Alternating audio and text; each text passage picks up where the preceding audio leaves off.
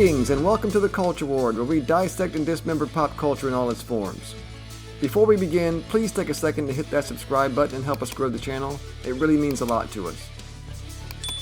Join the conversation in the comments below, and don't forget to like and share this video if you enjoy the content. Thank you for joining us once again for the weekly wrap-up, where we dive into some recent pop culture news without exerting too much effort. As always, let us know if there's any important stories we missed. Now let's get into it.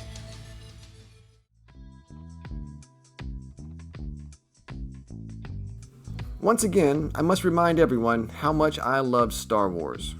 Since my privileged childhood growing up in the 1980s, I have been a mega fanboy super nerd when it comes to the original trilogy, made up of Star Wars, later subtitled A New Hope, The Empire Strikes Back, and Return of the Jedi.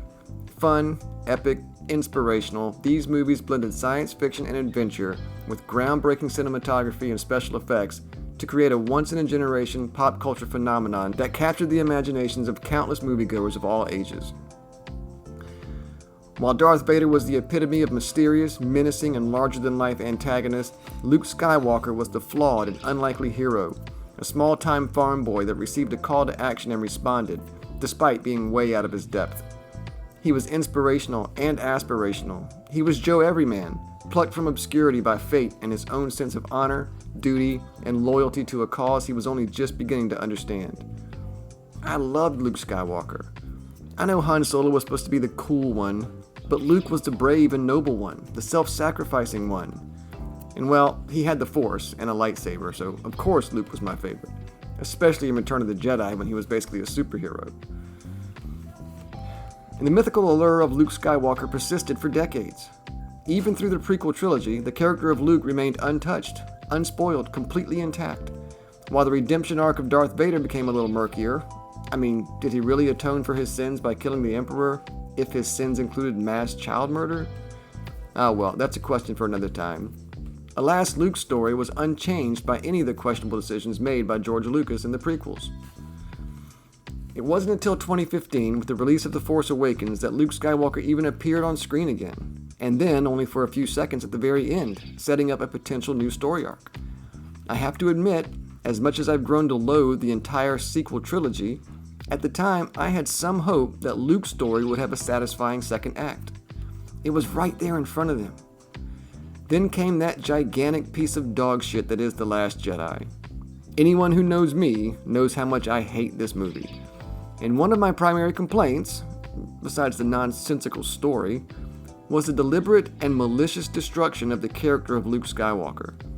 From the hero of the original trilogy who spared the life of Darth Vader, believing he still had good in him, to this maniacal asshole who once tried to murder a child because he had a vision and is now a broken old man cowardly living in self-imposed exile and denouncing the Jedi. Bullshit. It's bullshit. Bullshit. Mark Hamill, who has played Luke Skywalker since his first appearance in 1977, has likewise been kind of ruined in the past few years. He has basically lost his mind since about 2016 or so for some reason. And while I normally don't care what someone's politics are, one way or the other, Hamill has let it completely infect his mind, and he makes his politics part of everything he does. And it's just really hard to listen to his deranged ramblings anymore. May the Force be with you. Unless you're MAGA, then you can go force yourself. We get it. You hate the orange man in the White House. So what? That doesn't make you special. It's freaking boring. However, in his defense, he too was unhappy about the way that Rian Johnson was treating the character of Luke Skywalker. Not unhappy enough to walk away from a paycheck, but I'm not here to attack the man's principles. Not much. But anyway, he did speak publicly about his dissatisfaction with Luke's arc. And I at least appreciate that. Credit where it's due. And very recently, he discussed how he rationalized the dark turn that Luke apparently took leading up to The Last Jedi. So Mark Hamill shares the much, much darker Luke Skywalker backstory he created for The Last Jedi. Did you know that Luke Skywalker had a wife and child? According to Mark Hamill, the Jedi has a tragic backstory that never made it to screen.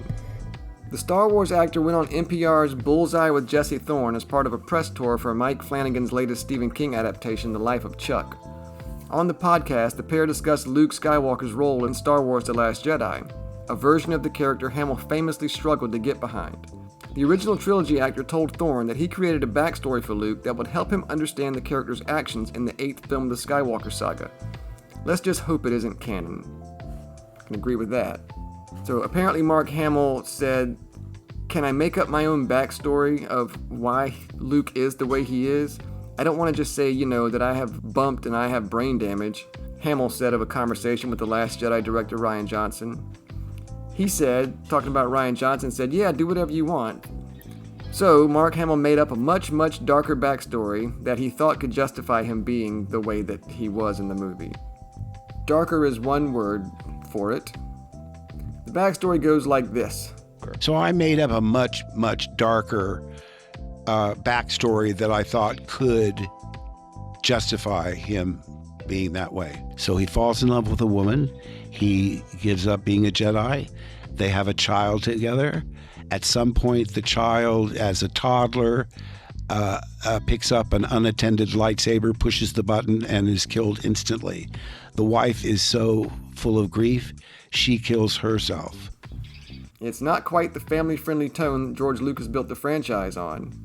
Well, he did have Anakin Skywalker slaughter a bunch of children, so Hamill said he drew inspiration for the origin from stories of families who leave guns unattended around children in the U.S.